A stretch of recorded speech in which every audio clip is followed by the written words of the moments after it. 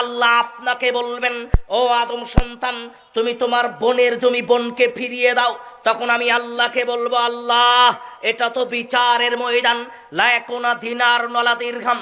আল্লাহ আজকে তো কোনো টাকা পয়সা নিয়ে আসি নাই, আজকে তো কোনো জমি জমা নিয়ে আসি নাই। আল্লাহ আমি কি দিয়ে আমার বোনের ঋণ শোধ করব? তখন আল্লাহ বলবেন, যেহেতু তোমার নিকটে জমি জমা নাই, টাকা পয়সা নাই, কিন্তু বোনের জমি দুনিয়াতে নিয়েছিলা, বোনের জমি তোমাকে ফিরিয়ে দিতে হবে। কি করতে হবে? ইন কানাত লাহু আমালুস সালিহ, আপনার নিকটে আমল থাকবে, আমল। আল্লাহ বলবেন, ওই যে সালাত আদায় করেছো, সালাতের নেকি দিয়ে দাও। ওই যে দান করেছো, দানের নেকি দিয়ে দাও। সালাতের নেকি, দানের নেকি থেকে আপনার বোনকে নেকি দিয়ে দেওয়া হবে। আমার বোন ওই জমির পরিবর্তে বিচারের ময়দানে নেকি নিয়ে আমার বোন চলে যাবে। আবার পাওনাদার আসবে, এসে বলবে, আল্লাহ আমি পাওনাদার। কোন পাওনাদার? আল্লাহ 10টা মিথ্যা কথা বলে 10টা টাকা বেশি নিয়েছিল। আল্লাহ মিথ্যা কথা বলে আমার সাথে প্রতারণা করে 20টা টাকা বেশি নিয়েছিল। আল্লাহ 5,000 টাকা আমাকে দেয়নি, জীবদ্দশায় 5টা টাকা আমার কাছ থেকে নিয়েছিল, আল্লাহ আমাকে দেয়নি। আল্লাহ বলবেন, দিয়ে দাও। আমি বলবো, আল্লাহ লা ইয়াকুনা দিনারুন ওয়ালা দিরহাম, এটা তো বিচারের ময়দান, আজকে তো আমার নিকটে কোনো টাকা নাই। আল্লাহ বলবেন, টাকা নাই, ঠিক আছে, নেকি আছে, নেকি নেকি দিয়ে দাও। আমি নেকি তাকে দিয়ে দিব, নেকি নিয়ে চলে যাবে। আবার পাওনাদার আসবে, এসে বলবে, আল্লাহ আমি পাওনাদার। কেন পাওনাদার? অজস্র অগণিত মানুষের সম্পদ আপনি আত্মসাৎ করেছেন, এত হিসাব আপনি কি করে দিবেন? পাওনাদার সব সেদিন চলে আসবে। আল্লাহ বলবে, ঋণ শোধ করো। আপনি বলবেন, আল্লাহ টাকা পয়সা নাই তো নাই, অর্থ সম্পদ নাই তো নাই। আল্লাহ 2-4টা নেকি ছিল, নেকিও শেষ হয়ে গেছে। পাওনাদারকে দিতে দিতে আল্লাহ নেকি তো শেষ, কিন্তু পাওনাদার তো শেষ হয়নি। তখন আল্লাহ আপনাকে বলবেন, যেহেতু পাওনাদার শেষ হয়নি, ওই পাওনাদারেরা দুনিয়াতে যত পাপ করেছে সমস্ত পাপ তোমার কাঁধে নাও। পাওনাদারের সমস্ত পাপ আল্লাহ আপনার কাঁধে দিবে। ওই পাওনাদারগুলোকে আল্লাহ জান্নাতে পাঠাবে, আর ওই পাওনাদারের পাপ নিয়ে আল্লাহ আপনাকে জাহান্নামে পাঠাবে। মানুষ দুনিয়াতে চিন্তা করেনি মানুষের হক নষ্ট করা, মানুষের সাথে প্রতারণা করা, মানুষের সাথে ঠকবাজি করা কত অপরাধ, তা মানুষ দুনিয়াতে চিন্তা ভাবনা করেনি। মিথ্যা কথা বলে ব্যবসা করা কত বড় অপরাধ, তা মানুষ দুনিয়াতে চিন্তা ভাবনা করেনি। ও মুসলমান, যেই কথা আপনাকে একটু আগেই বলছিলাম, আল্লাহর নবী বললেন, মান কানাত লাহু মাযলামাতুন লিআখিহি, ও আদম সন্তান শোনো, জীবদ্দশায় যদি কোনোদিন কোনো মানুষের সাথে অন্যায় করে থাকো, কারো উপরে জুলুম করে থাকো, কারো গায়ে হাত উঠিয়ে থাকো, 10টা টাকা কারোর সাথে বেশি নিয়ে থাকো, ও মুসলমান, ফালিয়াতাহাল্লালহু ক্বাবলা লিয়াওমা, মরার আগে তোমাকে ওই মানুষটার নিকটে যেতে হবে, তার হাতে পায়ে ধরে ক্ষমা নিতে হবে। কেন আপনি ক্ষমা নিবেন? 1 মিনিট মুসলমান, আজকে বোনের উপরে নির্যাতন করেছি, বোনের হক নষ্ট করেছি, ভাইয়ের হক নষ্ট করেছি। আজকে আমি রংপুর শহরে গিয়েছিলাম, একটা রিকশায় উঠলাম, রাস্তা পার হলাম, 10 টাকার একটা নোট বের করে রিকশাওয়ালাকে দিলাম। রিকশাওয়ালা আমাকে বলছো, ভাই ভাড়া তো 20 টাকা, ঠিক আছে, আপনি 10 টাকা দিলেন, ভাড়া তো 20 টাকা হবে। কেন? আপনি রাস্তায় আপনার বন্ধুর সাথে গল্প করেছেন, সময়টা একটু বেশি লেগেছে, আমাকে 10টা টাকা বেশি দিলে ভালো হয়। ঠাস করে গালে একটা চর মারলেন, আর কলার ঝাঁকিয়ে বললেন, চিনিস আমাকে? আমি কোন্দল করি, আমার কাছ থেকে 10 টাকা বেশি চাস মানে? এলাকায় রিকশা চালাতে পারবি, এলাকায় চলতে পারবি? এই কথা বলে সেই দিন ওকে চর মেরেছিলেন, এই কথা বলে ওই দিন ওই রিকশাওয়ালাকে চর মেরেছিলেন। মুসলমান, এই পাপ যে কত ভয়ানকের হিসাব করেনি। ও মুসলমান, 10 বছর আগে আমি রিকশাওয়ালাকে চর মারলাম, 10 বছর কেটে গেছে। এখন আমি চিন্তা করছি, হায় রে, কেন রিকশাওয়ালাকে চর মারলাম? আমি তো অন্যায় করেছি, আমি তো অবিচার করেছি, চর মারা আমার ঠিক হয়নি।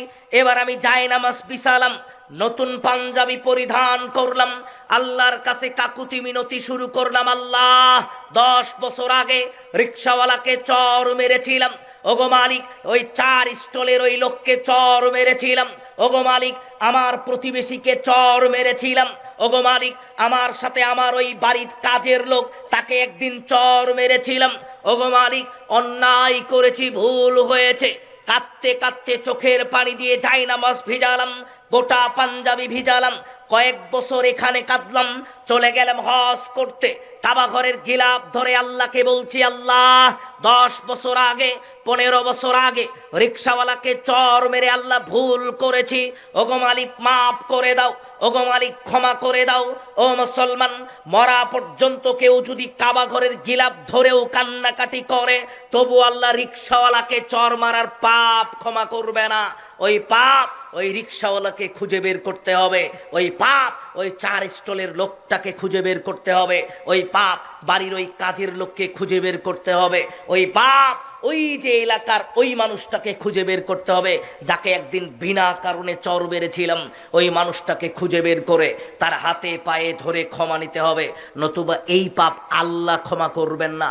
মানুষ দুনিয়াতে চিন্তা ভাবনা করেনি পরিবেশ কত ভয়ানক হতে পারে। ও মুসলমান, যেই কথা আপনাকে বলতে চাচ্ছিলাম, আজকের দুনিয়াতে মানুষ মানুষের সাথে অন্যায় করা, মানুষ মানুষের সাথে হক নষ্ট করা, মানুষ মানুষের সাথে প্রতারণা করাকে পাপ মনে করে না, কিন্তু এটা যে কত ভয়ানক দুনিয়াতে মানুষটা চিন্তা করে না। ও হাজী সাহেব, এবার আপনার সাথে দুই একটা কথা না বললেই নয়। একটা বৈশিষ্ট্য আমাদের সমাজে আছে, রংপুরের মানুষ আপনি, গ্রামের মানুষ আপনি, আপনার এলাকাতেও অসংখ্য গণিত মানুষের ভিতরে এই সমস্যা। কি সেই সমস্যা হুজুর? এই তো বেশ কিছুদিন পূর্বে একজন বয়োজ্যেষ্ঠ মুরব্বী আমাকে ডাকলেন, ডেকে বললেন, ও বাবা, এই মসজিদের সহ সভাপতি, ও বাবা আমার ভাই কয়েক বছর আগে হজ করেছে, ও বাবা আমার ভাই হজ করেছে, কিন্তু আমার বাপের দেওয়া জমি আমাকে আজও দিল না, ও বাবা আমি কি করতে পারি? ও মুসলমান, এই কথাটুকুই আপনাকে বলতে চাচ্ছিলাম।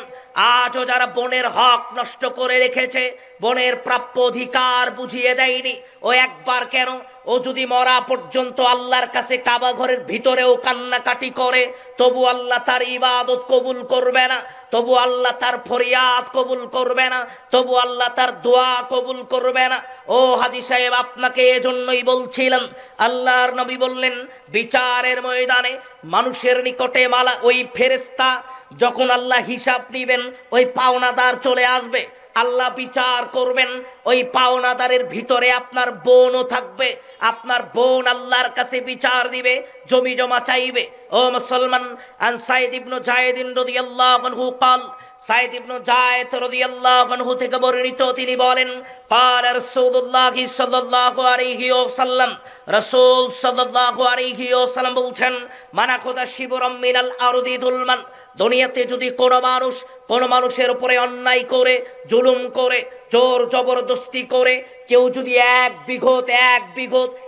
বিঘত জমিও যদি কেউ কারো নিকট থেকে নেয়, অন্যায় করে নেয়, জুলুম করে নেয়, বাপের দেওয়া 10 বিঘা জমি বোনেরা 2 বিঘা করে পাবে, বোনেরা 1 বিঘা করে পাবে। আমি বললাম, শোন, তোরা তো পাবি হিসাবে 1 বিঘা। হুজুর তো কঠিন বক্তব্য দিল, শোন, তোদেরকে 15 শতক করে দিয়ে দিলাম, আর চাইলে এটাও পাবি না।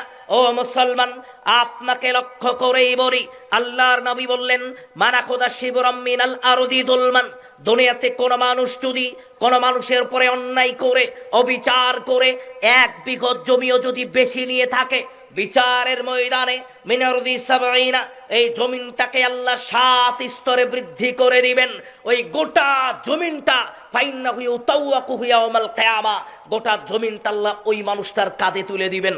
যারা বনের 1 শতক জমি আজও নিয়ে রেখেছে, এ অবস্থাতেই মারা গেছে, যারা বনের 10 শতক জমি আজও নিয়েছে, এই অবস্থায় মারা গেছে, ওই 10 শতক জমিকে আল্লাহ 70 শতক বানাবেন, 1 বিঘাকে 7 বিঘা বানাবেন, ওই গোটা জমিনটা আল্লাহ তার কাঁধে তুলে দিবেন বিচারের ময়দান। আল্লাহ বলবেন, এটা তোমার ওই বনের জমি, যার হকটুকু নষ্ট করে তুমি দুনিয়াতে নিয়েছিলা, এই বনের জমিটুকু নিয়ে গোটা বিচারের ময়দানে তুমি দৌড়াতে থাকো। গোটা বিচারের ময়দানে আপনাকে আল্লাহ দৌড়াতে বলবেন। তাহলে হিসাব কত জটিল, কত ভয়ানক, মানুষ তো দুনিয়াতে চিন্তা ভাবনা করেনি। ও মুসলমান, আন সালিম বিন আবিহি, সালিম রাদিয়াল্লাহু আনহু বলছেন, قال رسول الله صلى الله عليه وسلم, রাসূল সাল্লাল্লাহু আলাইহি ওয়াসাল্লাম বলছেন, ও মুসলমান শোনো, দুনিয়াতে কোন মানুষ যদি দলামা শিবরাম মিনাল আরদ, দুনিয়াতে কোন মানুষ সামান্য পরিমাণ, একটা হাদিসে বলছেন সামান্য পরিমাণ যদি কোনো জমি কোনো জমি কোনো মানুষের নিকট থেকে কোনো মানুষ নেয়, এক চিমটি জমিও যদি নেয়, বিচারের ময়দানে ওই জমিনটাকে আল্লাহ 7 স্তরে বৃদ্ধি করবেন। 1 শতক নিলে 7 শতক বানাবেন। খুশি পাবিহি, আল্লাহ জমিনের ভিতরে তাকে পুঁতে রেখে দিবেন, গেড়ে রেখে দিবেন। আল্লাহ বলবেন, এটা ওই জমি যেটা তুমি তোমার বোনের নিকট থেকে নিয়েছিলা, এটা ওই জমি যেটা তুমি তোমার ওই আত্মীয় স্বজনের নিকট থেকে অন্যায় করে নিয়েছিলা, অবিচার করে নিয়েছিলা। ওই জমির ভিতরে আজকে আমি আল্লাহ তোমাকে পুঁতে রেখে দিলাম, আমি আল্লাহ আজকে তোমাকে গেড়ে রেখে দিলাম। এ কথা আল্লাহর নবী সেই দিন আপনাকে বলবেন, আল্লাহ সুবহানাহু ওয়া তাআলা। শুধু তাই নয়, ও মুরব্বী, এলাকায় আপনার একটা সুনাম আছে। আপনি যত চিকন করে জমির আইল চিকন করতে পারেন, এত চিকন আর কেউ করতে পারে না। ওই জমি দাদার ছিল, ওই জমির আইল দিয়ে একটা মানুষ 2-3টা গরু ছাগল নিয়ে অনায়াসে হেঁটে পার হয়ে যেত। কিন্তু জমিটা আজকে আপনার ভাগে এসেছে, ওই জমির আইল দিয়ে গরু ছাগল তো দূরের কথা, একটা মানুষ পর্যন্ত হেঁটে যেতে পারে না। ওই জমি আজকে আপনার নিকটে এসেছে। আল্লাহ নবী বলছেন, মিন আই, সামান্য পরিমাণ জমিও যদি কারো নিকট থেকে কারো ভিতরে বেশি আসে, বিচারের ময়দানে ওই জমির ভিতরে আল্লাহ তাকে পুঁতে রেখে দিবেন, আল্লাহ তাকে গেড়ে রেখে দিবেন। এই কথাটা আপনাকে মনে রাখার চেষ্টা করতে হবে।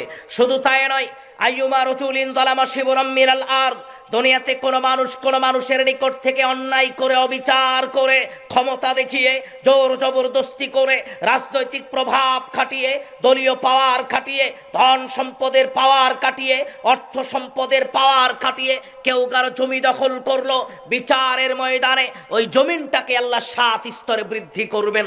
আল্লাহ ওই জমিনের যত মাটি আছে আল্লাহ তাকে বলবেন খুঁড়ো। ওই জমিনের মাটি খুঁড়তে খুঁড়তে খুঁড়তে খুঁড়তে যত মাটি হবে, সমস্ত মাটি আল্লাহ তার কাঁধে নিতে বলবেন। ওই সমস্ত মাটি নিয়ে গোটা বিচারের ময়দানে ওই মানুষটা দৌড়াতে থাকবে মানুষের সামনে দিয়ে, হাত্তা ইয়াকুদা বাইনান নাস, যতক্ষণ পর্যন্ত পৃথিবীর সব মানুষের বিচার শেষ না হবে ততক্ষণ পর্যন্ত ওই মানুষ ওই মাটি নিয়ে ঘুরতে থাকবে। তাহলে চিন্তা করা দরকার, আজকে মুসলমানের অবস্থা কত ভয়ানক। মুসলমান তার বোনকে জমি দিতে চায় না, মুসলমান তার ছোট ভাইকে যথাযথ উপযুক্ত ন্যায্য পাওনা হিসেবে বুঝিয়ে দিতে চায় না। মুসলমান এটাকে পাপ মনে করে না, মুসলমান এটাকে অপরাধী মনে করে না। ও হাজী সাহেব, মুরব্বী, আপনাকে বলি, আপনার একটা বৈশিষ্ট্য, আপনি মেয়ের বাড়িতে চলে গেছেন 2-3 দিন পরে, সহজে যান না। 2-3 বছর পরে মেয়ের বাড়িতে চলে গেছেন, মেয়ের সাথে খাওয়া দাওয়া করেছেন, এবার আপনি আসবেন, এবার চট করে মুরব্বী মেয়ের হাত ধরেছে, মেয়ের হাত ধরে বলছো, মা তুই আমাকে মাফ করে দিস, মা ক্ষমা করে দিস, আমি তো একটা অন্যায় করেছি। কি অন্যায় বাবা? ও মা, আমি তোর ভাগের সব জমি তোর ভাইয়ের নামে লিখে দিয়েছি। ও মা, তুই কষ্ট নিস না, মা কষ্ট নিস না, তোর জন্য দোয়া করে গেলাম, সারা জীবনে তোর কোনোদিন অভাব হবে না। ও মা, তুই কষ্ট নিস না, কষ্ট নিস না। ও মুরব্বী, দোয়া তো মরা পর্যন্তই করবেন আপনার মেয়ে, কিন্তু মেয়েকে সম্পদ থেকে বঞ্চিত করলেন কেন? এই হিসাব কি করে দিবেন? মেয়ের হক নষ্ট করলেন কেন? এই হিসাব কি করে দিবেন? এই চিন্তা আপনাকে করা দরকার। আমি আপনাকে যেটা বোঝানোর চেষ্টা করছিলাম, মুসলমান, আজকের দুনিয়াতে সামাজিক অপরাধকে মানুষ অপরাধ মনে করে না। এত কথা যে কারণে বললাম হাজী সাহেব, আজকের দুনিয়াতে কোন মানুষ আজও তার বোনের জমি নিজের ভিতরে রেখেছে, কোন মানুষ আজও তার ছোট ভাইয়ের জমি নিজের ভিতরে রেখেছে। ওই মানুষ যদি সারা জীবন মসজিদের ভিতরে শুয়ে থাকে, বসে থাকে, ওই মানুষ যদি সারা জীবন কাবা ঘরের ভিতরে শুয়ে থাকে, বসে থাকে, বোনের জমির হক নষ্ট করে যদি হজ করতে চলে যায়, সারা জীবন আল্লাহর কাছে কান্নাকাটি করলেও আল্লাহ তার হজ কবুল করবে না, আল্লাহ তার দোয়া কবুল করবে না, আল্লাহ তার ফরিয়াদ কবুল করবে না। তাহলে মুসলমানকে দুনিয়ার জীবনে চিন্তা করা দরকার, আমি আজকে এই পাপের সাথে জড়িত কিনা। ও মুসলমান, অধিকাংশ মানুষ আজকে তার বোনের চোখের পানির কারণ বোন অজস্র অগণিত জায়গায় চোখের পানি ফেলে আল্লাহর কাছে কান্নাকাটি করে, আল্লাহ আমার ভাই আমাকে বঞ্চিত করেছে, আমার জমি আমাকে বুঝিয়ে দেয়নি। সেই দিন আপনার কি অবস্থা হবে এই চিন্তা আপনাকে করা দরকার। এবার আপনাকে যেটা বলতে চাচ্ছিলাম, মুসলমান, জীবদ্দশায় যেই সমস্ত মানুষেরা এ অন্যায়ের সাথে জড়িত থাকবে, অবিচারের সাথে জড়িত থাকবে, তাদের অবস্থা অতীব ভয়ানক। ও মুসলমান, এবার আপনাকে 2-1টা কথা বলবো। ও মুরব্বী, চেহারা আপনার কালো হতে পারে, হারাম খেতে নিষেধ করলেন। হুজুর একটু হারামের ব্যাপারে কিছু বলেন। হারামের ব্যাপারে প্রথম কথা আপনাকে যেটা বলবো ও মুসলমান, আর ইবনে আব্বাস রাদিয়াল্লাহু আনহু قال, ইবনে আব্বাস রাদিয়াল্লাহু আনহু বলছেন ক্বালা রাসূলুল্লাহ সাল্লাল্লাহু আলাইহি ওয়াসাল্লাম, রাসূল সাল্লাল্লাহু আলাইহি ওয়াসাল্লাম বলছেন ইন্নাল্লাহা হাররামাল খামর, কোন মুসলমানের জন্য বিড়ি সিগারেট তামাক জর্দা গুল খাওয়া নিষেধ, হারাম। কোন মুসলমানের জন্য বিড়ি সিগারেট তামাক জর্দা গুল খাওয়াকে আল্লাহ হারাম করে দিয়েছে। ও মুসলমান একটু 1 মিনিট। ও হুজুর আমরা তো বিড়ি সিগারেটের আলোচনা বহু শুনেছি, বিড়ি সিগারেটের ব্যাপারে অনেক বক্তব্য শুনেছি। ও ভাইজান এই বক্তব্য আপনাকে শোনাবো না, শুধু 1 মিনিট আপনাকে একটু বলি, একটু খেয়াল করবেন। আন জাবির ইবনে আব্দুল্লাহ রাদিয়াল্লাহু আনহু قال, জাবির ইবনে আব্দুল্লাহ বলছেন এক হাদিসে قال رسول الله صلى الله عليه وسلم, রাসূল সাল্লাল্লাহু আলাইহি ওয়াসাল্লাম বলছেন লা ইয়াদখুলুল জান্নাহ, ওই মানুষ জান্নাতে যাবে না। কোন মানুষ জান্নাতে যাবে না? মুদবিলুল খামর, যে নেশাদার দ্রব্য পান করলো, বিড়ি সিগারেট তামাক জর্দা পান করলো। এই একই রকম ভাবে 3টা হাদিস বললেন। আরেকটা হাদিসে বলছেন সালাসাতুন, 3 শ্রেণীর মানুষ কদ হাররামাল্লাহ, যাদের উপরে জান্নাত হারাম। তার মধ্যে 1 মুদবিলুল খামর, যে বিড়ি সিগারেট তামাক জর্দা গুল পান করে। আরেকটা হাদিসে বলছেন সালাসাতুন লা ইয়াদখুলুল জান্নাতা আবাদান, 3 শ্রেণীর মানুষ কোনোদিন জান্নাতে যাবে না। তার মধ্যে 1 মুদবিলুল খামর, যে বিড়ি সিগারেট তামাক জর্দা গুল পান করে। আল্লাহর নবী বললেন যেই ব্যক্তি দুনিয়াতে বিড়ি সিগারেট তামাক জর্দা গুল পান করলো, কাবিদিল ওয়াসান, মূর্তি পূজা করলে যেমন পাপ হবে, বিড়ি সিগারেট তামাক জর্দা গুল খেলে তেমন পাপ হবে। আল্লাহর নবী বললেন ও মুসলমান শোনো, একদিন বিড়ি সিগারেটে কেউ মুখ দিলে লাম তুকবার লাহু সালাতুন 40 সাবাহান, আগামী 40 দিন তার আর কোনো ইবাদত কবুল হবে না। ও মুরব্বী, মসজিদের বাহিরে বিড়ি সিগারেট ফেলে দিয়ে মসজিদে উজু করে ঢুকেছেন, আপনাকে বলি একদিন বিড়ি সিগারেটে মুখ দিলে 40 দিন তার আর ইবাদত কবুল হয় না। তাহলে যখন আপনি মসজিদে ঢুকেছেন তখনও বিড়ি সিগারেটের প্যাকেট আছে। এবার আপনাকে যেই কথাটা বলার জন্য এত হাদিস বললাম, ও ভাইজান বিড়ি সিগারেট খাওয়া হারাম সবার জানা আছে। এবার আপনাকে বলি ও সামানাহা, বিড়ি সিগারেট দোকানে বিক্রি করাও হারাম। এ কথাই আল্লাহর নবী বললেন। ও হুজুর আমি তো বিড়ি সিগারেট খাই না, কিন্তু ভাইজান দোকানে বিড়ি সিগারেট বিক্রি হয়, সংসার হারাম টাকায় চলছে। যারা এই দোকানে বিড়ি সিগারেট বিক্রি করবে সংসার হারাম টাকায় চলছে, এই কথাটা আপনাকে মনে রাখতে হবে। নিজে তো বিড়ি সিগারেট খান না, নিজে কোনোদিন সুদও খান না, নিজে কোনোদিন সুদ ঘুষের সাথে জড়িত না, নিজে তাহাজ্জুদের সালাত পড়েন, কিন্তু আপনার যেই দোকান আছে এই দোকানে বিড়ি সিগারেট বিক্রি হয়। ও মুসলমান রিজিক হারাম পন্থায় চলছে, শুধু এতটুকু মনে রাখার চেষ্টা করবেন। বলতে চাচ্ছিলাম নবী উমামা রাদিয়াল্লাহু আনহু قال, উমামা রাদিয়াল্লাহু আনহু বলছেন ও মুসলমান শোনো, লা তাবিউল কায়নাত ওয়ালা তাশতারুহুন্না ওয়ালা তুআল্লিমুহুন্না ওয়া সামানুহুন্না হারাম। ও যুবক, মুসলমানের সন্তানের জন্য গান বাজনা বাদ্যযন্ত্র হারাম। মুসলমানের সন্তানের জন্য গান বাজনা বাদ্যযন্ত্র বাজানো হারাম, শিক্ষা গ্রহণ করাও হারাম। মুসলমানের সন্তান গান বাজনা শিক্ষা গ্রহণ করবে না। এবার আল্লাহর নবী বললেন অসামানাহা, মুসলমানের সন্তান বাদ্যযন্ত্র দিয়ে উপার্জিত সম্পদ তার জন্য হারাম। বন্ধু ছিল বিদেশে, 15 বছর পরে এসেছে, এসে বলছে বন্ধু তুই তো বিদেশে যাওয়ার জন্য 15,000 টাকা ধার দিয়েছিলি। ও বন্ধু আমার একটা উপকার করা দরকার। কি উপকার?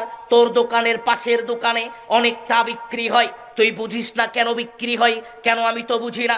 ওই দোকানে বিরাট বড় একটা টিভি আছে, ওই টিভিতে মানুষ সিনেমা দেখে, গান শোনে আর বসে থেকে চা খায়। তোকে একটা টিভি কিনে দিচ্ছি, তোর দোকানে বিক্রি বেড়ে যাবে, মানুষ গান শুনবে, মানুষ সিনেমা মুভি দেখবে, তোর বেচা বিক্রি বেশি হয়ে যাবে।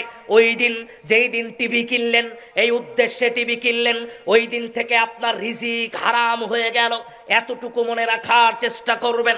ও মুসলমান, আনবী হুরায়রা রাদিয়াল্লাহু আনহু قال, আবু হুরায়রা রাদিয়াল্লাহু আনহু বলছেন قال রাসূলুল্লাহ সাল্লাল্লাহু আলাইহি ওয়াসাল্লাম, রাসূল সাল্লাল্লাহু আলাইহি ওয়াসাল্লাম বলছেন ও মুসলমান শোনো, আর রিবাউ 70 হুবান, কোন মানুষ যদি দুনিয়াতে 1 টাকা সুদ খায়, কোন মানুষ যদি দুনিয়াতে 1 পয়সা সুদ খায়, এই সুদ খাওয়ার যেই পাপ, এই পাপকে যদি 70টা ভাগে ভাগ করা হয়, প্রথম স্তর, দ্বিতীয় স্তর, তৃতীয় স্তর, সবচেয়ে নিম্ন স্তরের পাপ, সবচেয়ে নিম্ন স্তরের পাপ আইয়ান কি হাররুজুল উম্মাহু, নিজের মাকে বিবাহ করলে যেই পাপ হয়, নিজের মাকে বিবাহ করলে যেই পাপ হয়, নিজের মাকে বিবাহ করলে যেই পাপ হয়, এক পয়সা সুদ খেলে সেই পাপ হয়।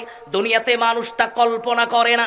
আন আব্দুল্লাহ ইবনে আমর রাদিয়াল্লাহু আনহু قال, আব্দুল্লাহ ইবনে আমর রাদিয়াল্লাহু আনহু বলছেন, قال রাসূলুল্লাহ সাল্লাল্লাহু আলাইহি ওয়াসাল্লাম, রাসূল সাল্লাল্লাহু আলাইহি ওয়াসাল্লাম বলছেন, এক হাদিসে বলছেন, ও মুসলমান শোনো, দিরহামুর রিবা ইয়াকুলুহুর রাজুল, কোন মানুষ যদি দুনিয়াতে 1 টাকা সুদ খায়, কোন মানুষ যদি দুনিয়াতে 1 পয়সা সুদ খায়, এই সুদ খাওয়ার যেই পাপ হবে, ও হুয়া ইয়ালামু আশাদ্দু, এর চেয়ে জটিল পাপ, ওই মানুষ 36 জন নারীর সাথে জেনা করলো, এক এক করে 36 জন মেয়ের সাথে অপকর্ম করলো, এই অপকর্ম করলে যেই পাপ হবে, এর চাইতে কঠিন পাপ, এর চেয়ে জটিল পাপ 1 পয়সা সুদ খেলে সেই পাপ হবে। আল্লাহর নবী বললেন, শোনো, ও কোন মানুষ দুনিয়াতে নিজে সুদ খেলো, আকিলার রিবা ওয়া মুকিলাহু ওয়া কাতিবাইহি ওয়া শাহিদাইহি, ও হুজুর আমি তো সুদ খাই না। একদিন দুইজন বন্ধু, একজন বন্ধু আরেকজন বন্ধুকে সুদের উপরে টাকা দিচ্ছে, আপনি তার বন্ধু, আপনাকে বলছে, ও বন্ধু তুই একটু সাক্ষী থাক, আমি যে ওকে সুদের উপরে টাকা দিলাম, তুই একটু সাক্ষী থাক। ও মুসলমান, এই সাক্ষী থাকার কারণে ও সুদ খেয়ে যে পাপ করলো, আমি সুদ দিয়ে যেই পাপ করলাম আর আমি সাক্ষী থাকলাম, সমপরিমাণ পাপ করলাম। এ কথা আল্লাহর নবী বলছেন। আমি আপনাকে বোঝানোর চেষ্টা করছিলাম, জীবদ্দশায় এই হারামগুলো মুসলমানকে ছেড়ে দিতে হবে। প্রত্যেকটার আলোচনা, দীর্ঘায়িত আলোচনা, আমি আপনাকে বলতে চাচ্ছিলাম, 2-1টা হাদিস বলে বোঝানোর চেষ্টা করছিলাম। মুসলমান আজকের দুনিয়াতে মুসলমান এই হালাল হারামকে তোয়াক্কা করে না। মুসলমান মনে করে এই তো আপনার রংপুরের এলাকার একটা ঘটনা, বাম পাশে দাঁড়িয়েছিলেন একজন এলাকার মেম্বার, আর আমার ডান পাশে ছিলেন প্রধান অতিথি। মেম্বার উঠে বললেন, শোনবাঘে, মোরা যা করি না কে করি না, মোরা যদি এটা ছাড়তে না পারি, মোদের কোনো ইবাদত আল্লাহ কবুল করবি না। এবার তারপরে বক্তব্য দিলেন প্রধান অতিথি। প্রধান অতিথি উঠে এবার বলছেন, শোনবাঘে, আমরা যে শুধু এটাই করি তা তো না, আমরা প্রত্যেক বছরে 2-3 জনকে যা হজে পাঠাই, আমরা প্রত্যেক বছরে মসজিদ মাদ্রাসায় অনেক টাকা দান করি। পরে বুঝতে পারলাম প্রধান অতিথির 2 থেকে 3টা সিগারেট কোম্পানির মালিক। উনি চিন্তা করেছে, সিগারেট বানাই আর বেচি তো কি হয়েছে, প্রত্যেক বছরই তো মানুষকে হজে পাঠাচ্ছি, প্রত্যেক বছরই তো মসজিদ মাদ্রাসায় দান করছি, তাহলে তো আল্লাহ আমাকে জান্নাত দিয়ে দিবে। ও মুসলমান, চিরন্তন বাস্তবতা আপনাকে মনে রাখতে হবে, কোন মানুষের শরীরে যদি হারামের সংমিশ্রণ থাকে, কোন মানুষ দুনিয়াতে হারাম পন্থায় টাকা পয়সা উপার্জন করলো, কোন মানুষ দুনিয়াতে হারাম খেলো, কোন মানুষ অবৈধ খেলো, ওই মানুষ কোশ্চিন কালেও জান্নাতে যেতে পারবে না। ওই মানুষের জন্য জান্নাত নয়, ওই মানুষের জন্য জান্নাত নয়, ওই মানুষের জন্য জান্নাত নয়। আনাস রাদিয়াল্লাহু আনহু বলছেন, আমি এবং আল্লাহর নবী রাস্তা দিয়ে হেঁটে যাচ্ছিলাম, রাস্তায় একটা খেজুর পড়েছিল।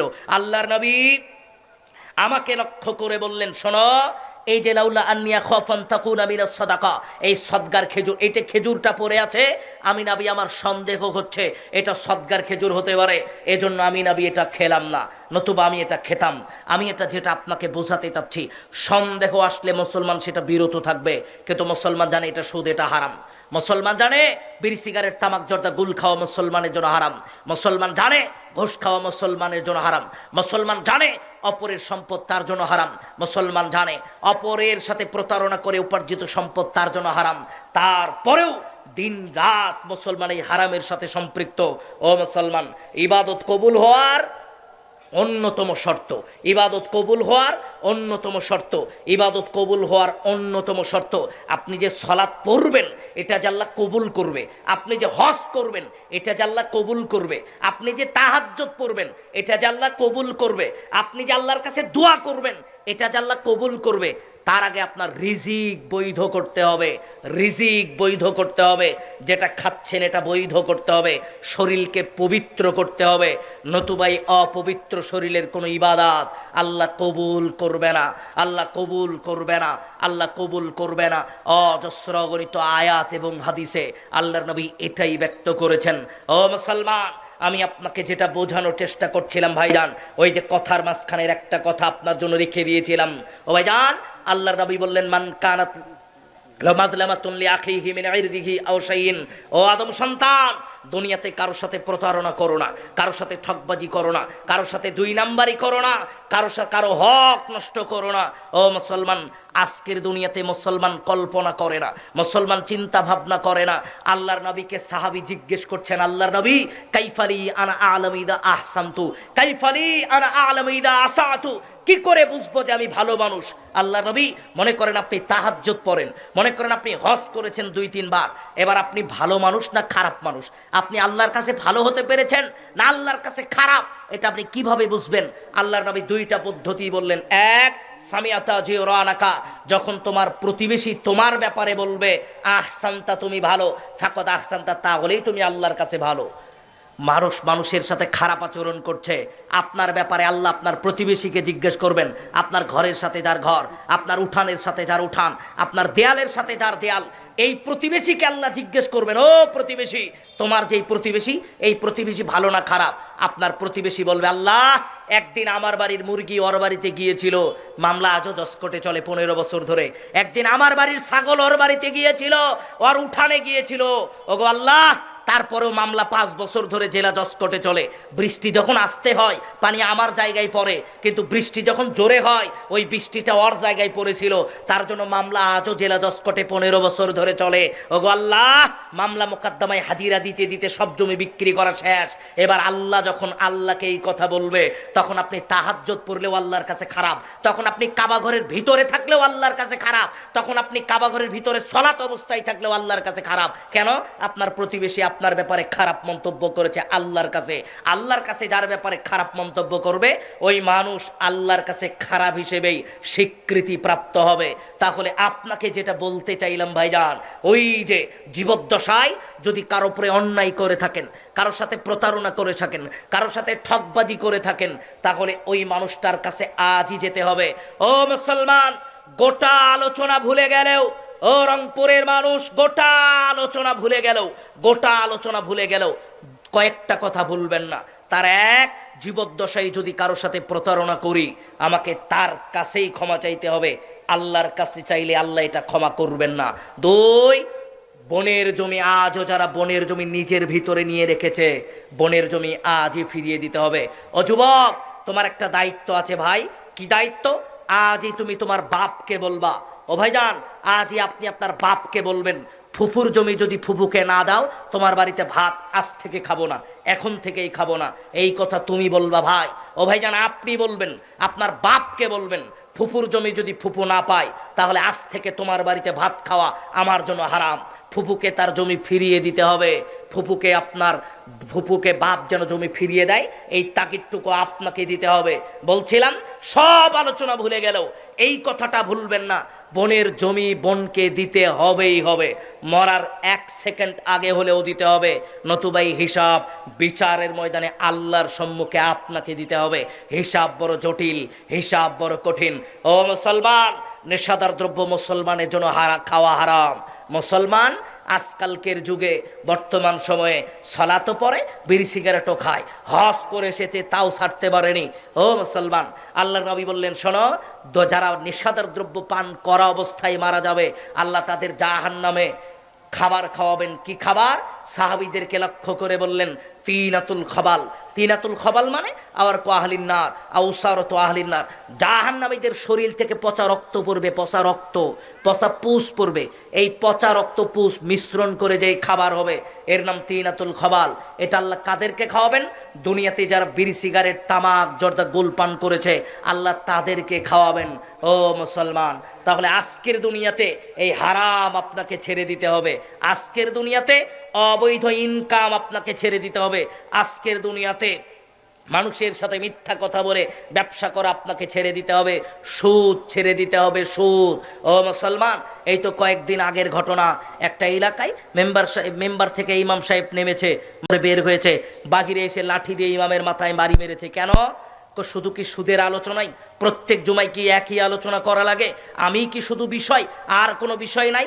এই কথা বলেই মাথায় আঘাত করেছে।